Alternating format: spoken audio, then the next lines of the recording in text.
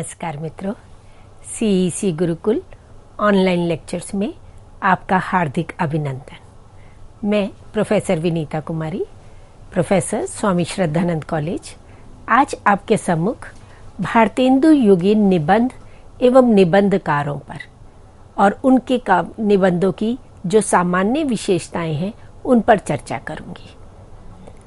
हिंदी साहित्य का आधुनिक काल गद्य काल कहा जाता है, क्योंकि इससे पूर्व आदि काल में हम देखते हैं, पूरा मध्यकाल, भक्ति काल और रीति काल में देखते हैं गद्य रचनाएं अत्यल्प मिलती हैं।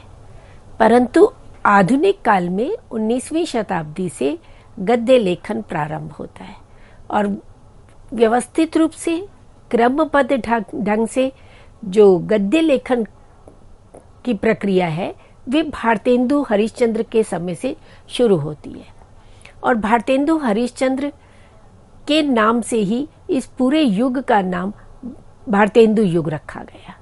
इसे पुनर्जागरण काल भी कहा जाता है और इसी काल में अंग्रेजों का शासन था, तो ब्रिटिश शासकों से कुछ ज्ञान विज्ञान के क्षेत्र में परिवर्तन भी आए, प्रेस खुली, पत्र पत्रिकाओं का प्रकाशन प्रारंभ हुआ, तो उसमें गद्य का लेखन भी प्रारंभ होता है।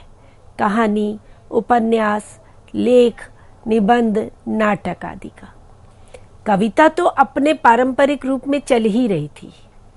परंपरा से जो मध्यकाल से ब्रज भाषा में साहित्य लेखन की, कविता लेखन की जो परंपरा थी, वह परंपरा हमें भारतेंदु युग में भी मिलती है। भारतेंदु युग में आकर के हमें भाषा के स्तर पर दो रूप दिखाई देते हैं। कविता के स्तर पर पद्य की भाषा ब्रज दिखाई देती है और गद्य के स्तर पर, चाहे वे नाटक थे, निबंध थे, कहानी, उपन्यास आदि, गद्य की जितनी भी विधाएं हैं उन सब में लेखन हुआ और उन सब में भाषा के रूप में खड़ी बोली हिंदी को अपनाया गया। स्वतंत्रता आंदोलन की लहर चल रही थी। देश को आजाद कराने के लिए राष्ट्रीय चेतना जागृत करना इन साहित्यकारों का मुख्य उद्देश्य था। तो इन साहित्यकारों ने पत्र पत्रिकाओं का संपादन शुरू किया। तो पत्र पत्रिका का युग भी हमें इसी काल से प्रारंभ मिलता है।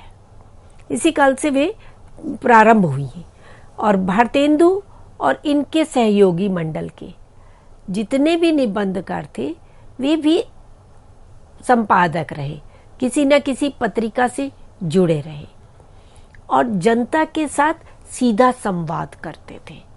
जन सामान्य में चेतना जागृत करना इन साहित्यकारों का मुख्य उद्देश्य था और निबंध से अधिक अच्छी विधा नहीं हो सकती। संस्कृत में गद्यम कवीनाम निक्षम वदंती कहा गया कि गद्य जो है वो कवियों की कसौटी है और आचार्य रामचंद्र शुक्ल ने हिंदी साहित्य के इतिहास में फिर निबंध को गद्य की कसौटी कहा कि गद्य में भी निबंध रचना करना, निबंध लिखना, ये अपने आप में महत्वपूर्ण है। इस भारतेंदु से पूर्व छुटपुट निबंध लिखे गए, सुरासुर निर्णय मिलता है, हमें राजा भोज का सपना मिलता है, परंतु व्यवस्थित ढंग से एक जो निबंधों की परंपरा है या जो उसका तात्विक रूप है वह हमें भारतेंदु से प्रारंभ मिलता है। तो भारतेंदु युग में भारतेंदु हरिश्चंद्र ही पहले निबंधकार माने जाते हैं।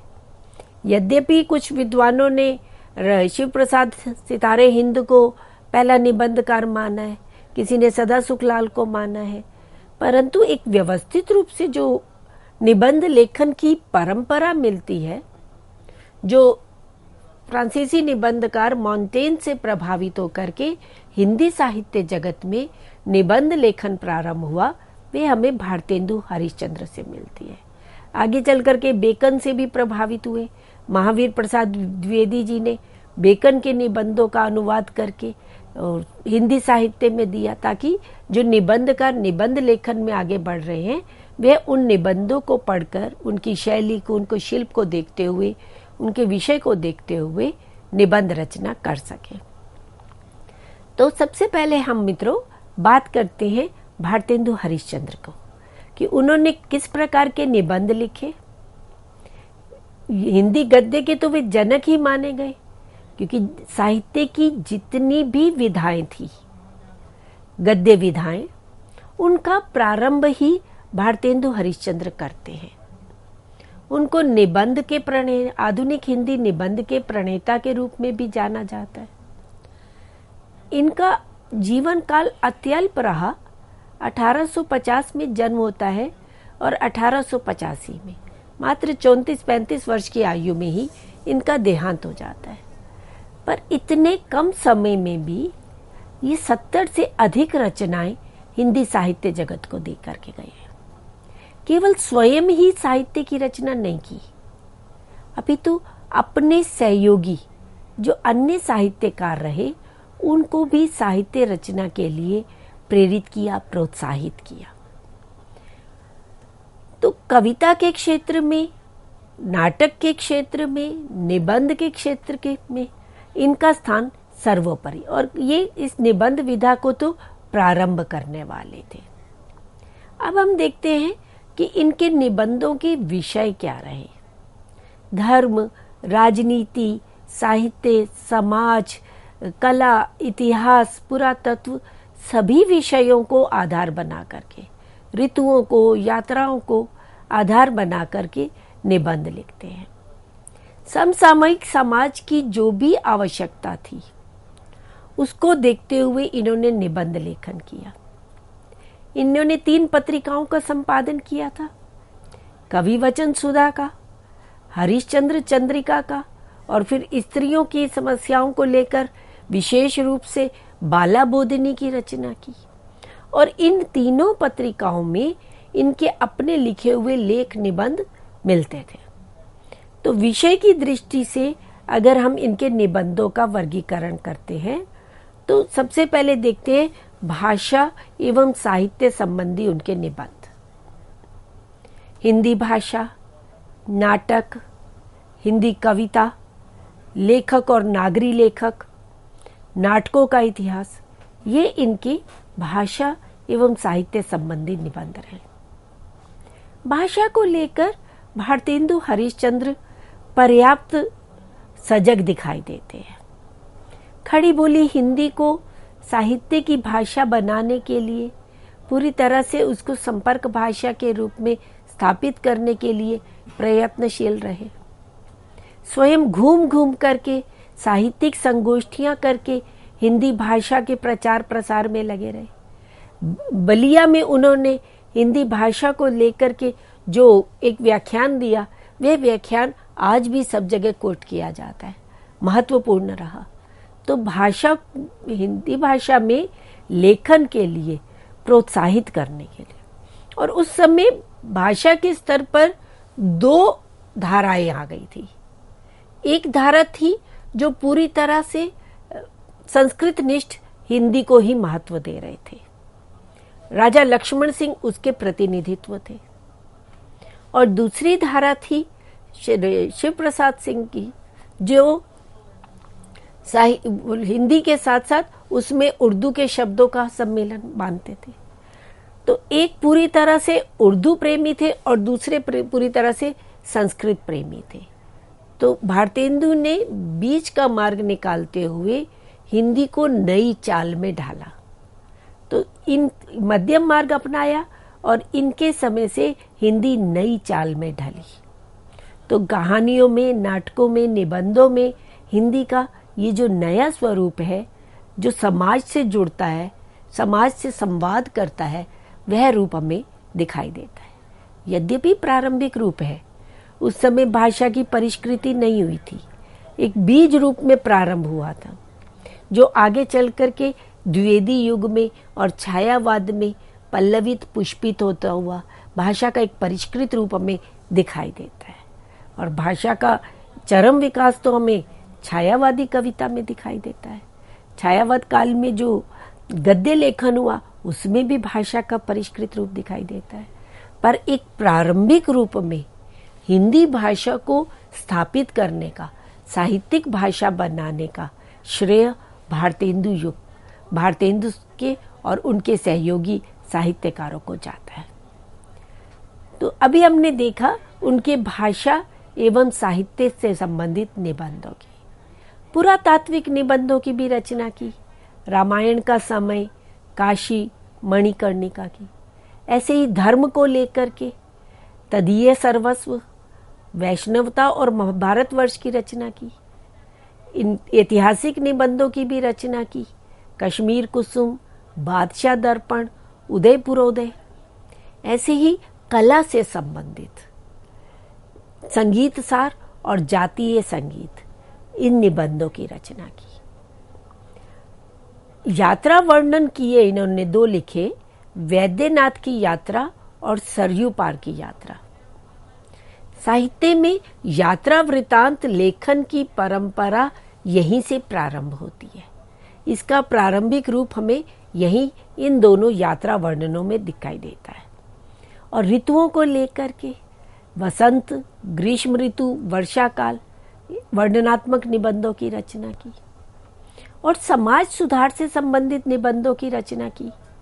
स्त्रियों की सुधार को लेकर स्त्रियों से संबंधित भ्रूण हत्या, इस निबंध की रचना की। और राजनीतिक परक निबंधों की भी रचना की।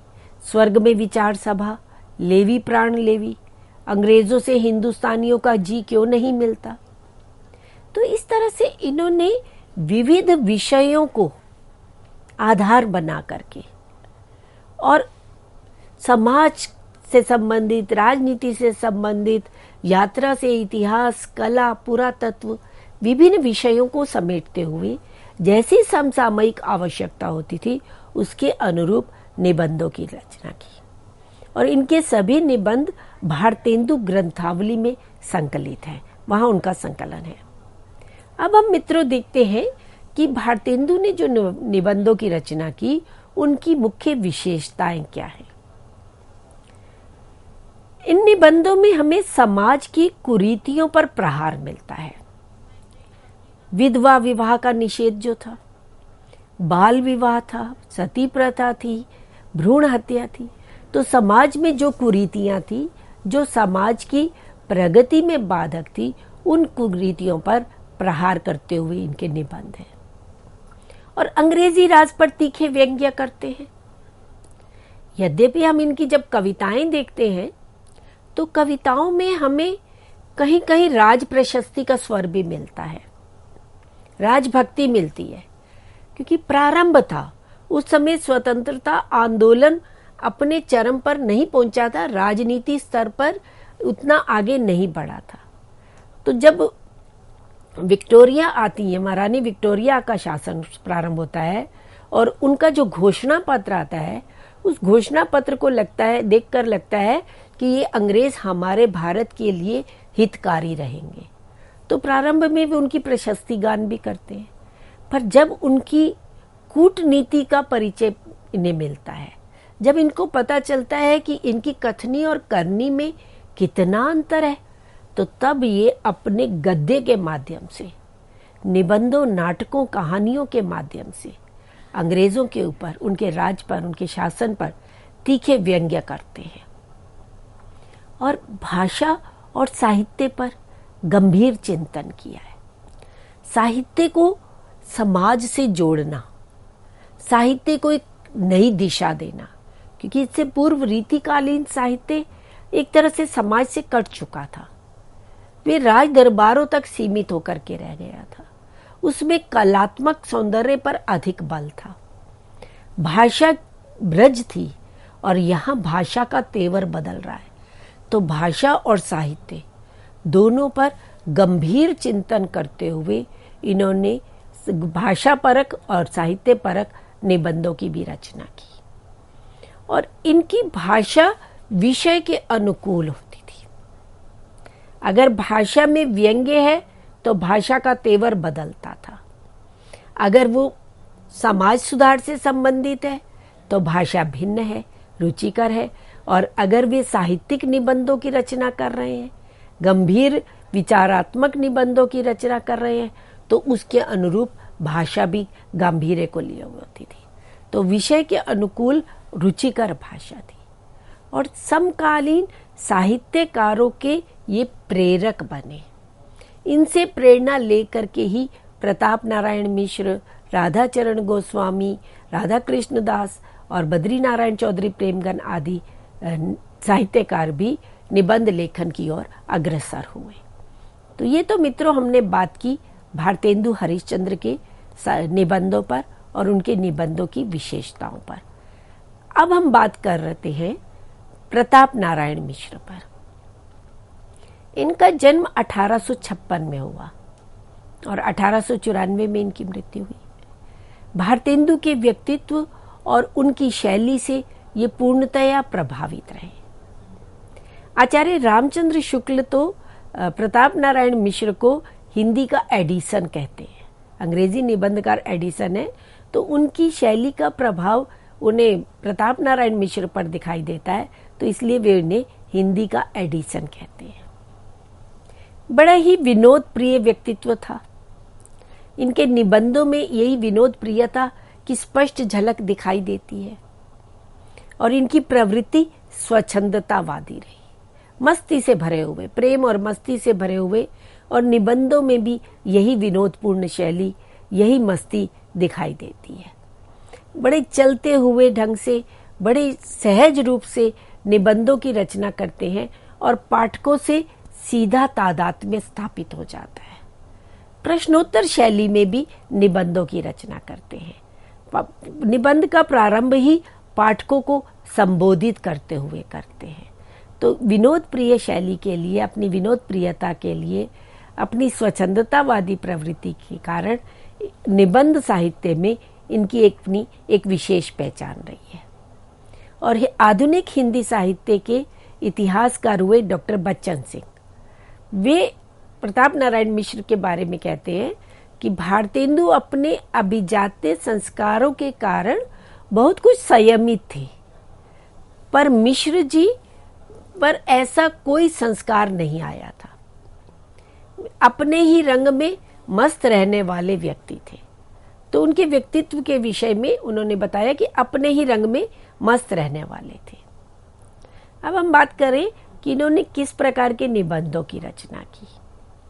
इन्होंने अधिकांशतः सामाजिक एवं राजनीतिक निबंधों की रचना की। बेगार, रिश्वत, इनकम टैक्स, देशोन्नति, पतिव्रता, दबी हुई आग, धरती माता, गो रक्षा, भेड़िया धसान, विलायत यात्रा, सुचाल शिक्षा। तो जो समसामयिक समस्याएं समाज में थी, बेगारी की समस्या थी, रिश्वतखोरी की समस्या थी, लगान अधिक हो रहा था, तो उन सभी समस्याओं को लेते हुए इन्होंने निबंधों की रचना की। और राजनीति परक कि किस तरह से जो विदेशी शासक है वे लगान पर लगान लगाए जा रहे हैं, और उनके ऊपर व्यंग्य करते हुए इन्होंने राजनीतिक निबंधों की रचना की।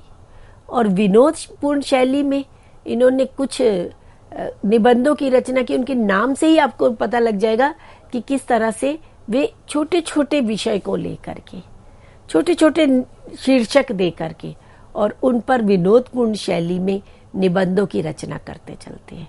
भौं निबंध, दांत, नाक, मुछ, वृद्ध आदि, ये इनके इस तरह के निबंध थे जो सामान्य सहज रूप से एक विषय को उठाते हैं और उसके सभी पहलुओं पर, उसके विभिन्न आयामों पर चर्चा करते हुए निबंध का लेखन करते हैं। और इन्होंने कुछ विचार प्रधान, अगर शैली की दृष्टि से देखें तो विचार प्रधान निबंधों की भी रचना की। आत्मीयता, मनोयोग, चिंता और समकालीन समाज की जो संकीर्ण मनोवृत्ति थी, जो उनमें पाखंड परिव्याप्त थे, जो कुरीतियां परिव्याप्त थी, और जो अपनी उस पिछड़ी हुई मानसिकता से बाहर नहीं निकलना चाह रहे थे, उनकी आलोचना ये अपने निबंध में करते हैं।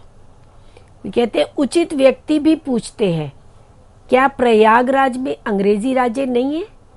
क्यों? क्या वहां चुंगी नहीं है? क्यों? क्या वहां उर्दू नहीं है? क्या वहां दरिद्र नहीं है? क्या वहां शराब नहीं है? क्या वहां गोरे रंग का अयोग्य पक्षपात नहीं है? कान्य कुब्ज प्रकाश से कहो, रंडरोना बंद करो, जल्दी समाज का रंग बदल डालिए, जल्दी कीजिए, नहीं निश्चय कुशल नहीं है। अब ये एक उदाहरण मित्रों मैंने आपके सामने रखा और इस उदाहरण को देखते हुए आप उनकी निबंध की भाषा शैली को देख सकते हैं और उनकी जो एक भाषा का तेवर है, भाषा में जो एक व्यंग्य की तीखी धार है वे दिखाई देती है। जो समाज की एक संकीर्ण मनोवृत्ति है उस पर वो सीधे कटाक्ष करते हैं। काशी का वर्णन भारतेंदु ने भी किया अपने नाटकों में कि किस तरह से काशी जो एक समय में शास्त्रार्थ की नगरी मानी जाती थी, जहां दूर दूर से विद्वान आया करते थे और शास्त्रार्थ हुआ करते थे, धर्म और दर्शन का केंद्र बिंदु हुआ करता था। और वही काशी की क्या दुर्दशा हो गई थी कि वहां पर किस तरह से मदिरा पान होता था, किस तरह से वहां पर सारे व्यभिचार होने लग गए थे। तो ऐसी और वो समाज काशी का जो एक संकीर्ण मनोवृत्ति से ग्रस्त होने के कारण कुछ नया ग्रहण करने के लिए ही तत्पर नहीं था। समाज के सामने समाज की स्थितियों के अनुरूप परिवर्तित होने के लिए तत्पर नहीं था और उनकी ओर व्यंग्य करते हुए इन्होंने इस तरह से निबंध में काशी पर व्यंग्य किया है। और ये दूरदर्शी निबंधकार रहे। अंतिम पंक्ति में ही वो कहते हैं कि समाज का रंग जल्दी बदल डालिए, जल्दी कीजिए, नहीं निश्चय कुशल नहीं है। क्योंकि वो देख रहे हैं कि अगर यही मनोवृत्ति रही, अगर समाज ने उस मानसिकता से बदला, अपने आप को परिवर्तित नहीं किया, तो शीघ्र ही पतन निश्चित है। तो समय के साथ स्थितियों के अनुरूप परिवर्तन करना अनिवार्य है। तो अपनी दूरदर्शिता से ये समाज को एक प्रबोधन भी प्रदान करते हैं। अब हम देखते हैं इनके निबंधों की विशेषताएं क्या क्या है। प्रताप नारायण मिश्र आत्मव्यंजक निबंधकार रहे हैं। इनके निबंधों में वैयक्तिकता का गुण विशेष रूप से दिखाई देता है और सुधारवादी दृष्टिकोण है। समाज में जो कुरीतियां देखते हैं उनको बदलने का, उनको परिवर्तित करने का, उनमें सुधार परिष्कार लाने का दृष्टिकोण है इनका। और राजनीतिक एवं आर्थिक विषयों पर स्वतंत्र विचार करते हैं। और इनके निबंधों की भाषा में एक सहज रोचकता है, एक सजीवता का गुण है। पाठकों के साथ तादात्म्य संबंध स्थापित हो जाता है। पाठक से प्रारंभ में, निबंध के प्रारंभ में ही वे पाठक को संबोधित करते हुए चलते हैं, पाठक से सीधा बात करते हुए चलते हैं। निबंध के बीच बीच में भी वे पाठकों को संबोधित करते हैं, कहीं प्रश्न करते हैं। तो इस तरह से एक आत्मीयता का संबंध वे अपने निबंधों के माध्यम से पाठकों के साथ स्थापित कर लेते हैं। और इसीलिए इनके निबंधों में रोचकता बनी रहती है, एक सजीवता बनी रहती है, एक सहज रूप बना रहता है। विषय गंभीर होगा, भले ही वे समाज सुधार की बात कर रहे हैं, भले ही वे राजनीतिक चेतना की बात कर रहे हैं, परंतु पाठकों के साथ जिस तरह से वो संवाद करते हुए निबंध को, उसकी शैली को आगे बढ़ाते हैं, अपनी वैयक्तिकता, अपनी आत्मव्यंजकता से जोड़ते हुए, तो वे पाठकों के साथ पूरी तरह से जुड़ता चला जाता है और पाठक उन निबंधों से पूरा अपना जुड़ाव अनुभव करते हैं। और दर्शन के ज्ञाता थे और मुहावरों का, दर्शन और मुहावरों का बड़ा सुंदर आयोजन ये अपने निबंधों में करते हैं। एक और जब दर्शन की बात कर रहे हैं और उनको मुहावरों के माध्यम से जब वे प्रस्तुत करते हैं, तो दोनों का एक सुंदर संतुलन करते हुए आगे बढ़ते हुए जाते हैं। भाषा की बात करते हैं तो ग्रामीण जन भाषा का प्रयोग किया है और इनके निबंधों की भाषा में पूर्वी का प्रभाव दिखाई देता है। तो इस तरह से मित्रों, अभी हमने प्रताप नारायण मिश्र के निबंधों की विषय और उनकी भाषा शैली पर चर्चा की। इससे पूर्व हमने भारतेंदु के निबंधों की बात की। प्रताप नारायण मिश्र भारतेंदु जी के व्यक्तित्व से पूर्णतया प्रभावित रहे हैं। उनकी भाषा शैली से, उनकी रचनात्मकता से प्रभावित रहे हैं। हम ये नहीं कह सकते कि प्रताप नारायण मिश्र ने भारतेंदु का अनुकरण किया है।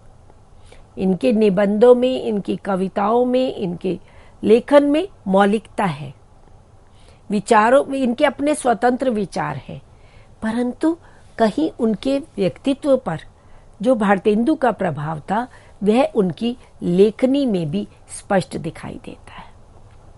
इसी तरह से अन्य निबंधकार हुए इस युग में बद्री नारायण चौधरी प्रेमघन, राधा कृष्ण दास, राधाचरण गोस्वामी, बालकृष्ण भट्ट, जिन्होंने निबंधों की रचना की।